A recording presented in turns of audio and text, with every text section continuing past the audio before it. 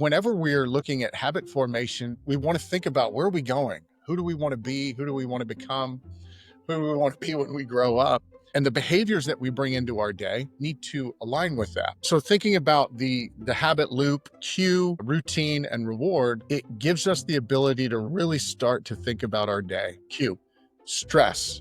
An unexpected thing has been thrown into your day. Maybe it's a new deadline, or maybe you've been given your quota for the quarter. Now, your initial response might be, I'm going to panic. My heart rate is going to elevate. This is involuntary. This is a non-negotiable almost. You can't do anything about it. It is a sensation. So you have a sensation that happens. Now, because of that sensation, you then have a thought, you have a feeling, and then you have a behavior. So if your go-to when stress is presented into your body or into your mind is, I'm going to go have a snack, I'm going to go eat something sugary, or I'm going to go get another cup of coffee, even though I've already had four, because it gives me something really quick. It gives me that quick hit. But over time, you've realized that that behavior isn't serving you. Maybe you've increased weight, or maybe you've noticed your anxiety levels have increased, or your mood hasn't been stable. You haven't been showing up like the person that you want to. So you decide in that moment, okay, a new deadline, new number's been thrown at me. I want to do things differently.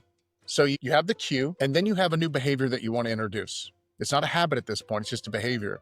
You decide to pause. Okay, this information's been thrown at me, and instead of getting up and going to the pantry or the cupboard, and grabbing that tasty treat, or instead of getting another cup of coffee, you pause and you just take a deep breath and you exhale. Maybe you go for a quick walk after that meeting just to clear your mind.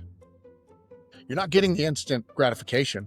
You're getting something new and different. But what you might notice on the other end of that, while you're not getting a spike in blood sugar or, maybe a quick dopamine hit, you're getting the ability to process the information. On the other end of that, you feel more calm and relaxed. And then what you notice 2 meetings later, instead of showing up and maybe being charged or, maybe just feeling more anxious, you actually are more in control of your response to things. Now, then what happens is you start to engage more and more in that behavior, and it becomes a thing you do each and every day. It becomes a habit. The reward has been a change in how you feel.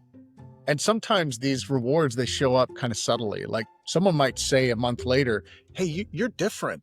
Like, I don't know what you're doing, but you seem more relaxed. You seem like you're handling things really well. That's a reward. And that reinforces that little behavior that you introduced after experiencing stress.